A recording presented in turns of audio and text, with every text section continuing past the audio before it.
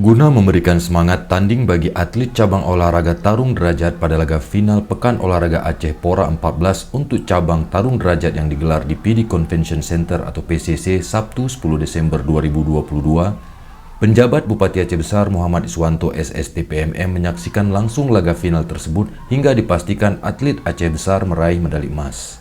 Pada kesempatan itu, Muhammad Iswanto diberikan penghormatan oleh Panitia Besar Pora PD untuk mengalungkan medali emas bagi sang jawara, dan untuk itu Iswanto mengucapkan terima kasih kepada Panitia Pora PD atas penghargaan yang diberikan tersebut.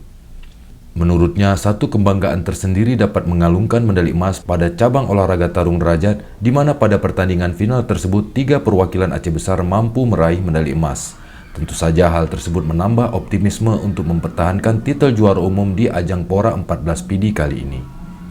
Iswanto juga mengucapkan terima kasih untuk para atlet dan ofisial cabang olahraga tarung derajat yang sudah menyumbang 3 emas karena menambah pundi perolehan medali emas bagi Aceh Besar, dan berharap perolehan medali terus meningkat untuk mengejar ketertinggalan dari kabupaten lainnya.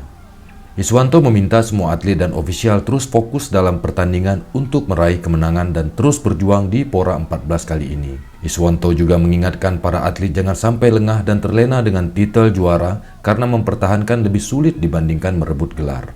Untuk diketahui, pada Pora 14 tahun 2022 yang digelar di Kabupaten PD, Aceh Besar mengirimkan sebanyak 431 atlet serta 34 pelatih dan 63 asisten pelatih serta 29 ofisial untuk bertanding di 34 cabang olahraga yang dipertandingkan. Hingga saat ini kontingen Aceh Besar telah menyelesaikan 1 cabang perlombaan, yaitu cabang taekwondo, dan berhasil membawa pulang 18 medali, diantaranya 8 emas, 4 perak, dan 6 perunggu, ditambah perolehan 3 medali emas dari cabang olahraga tarung derajat.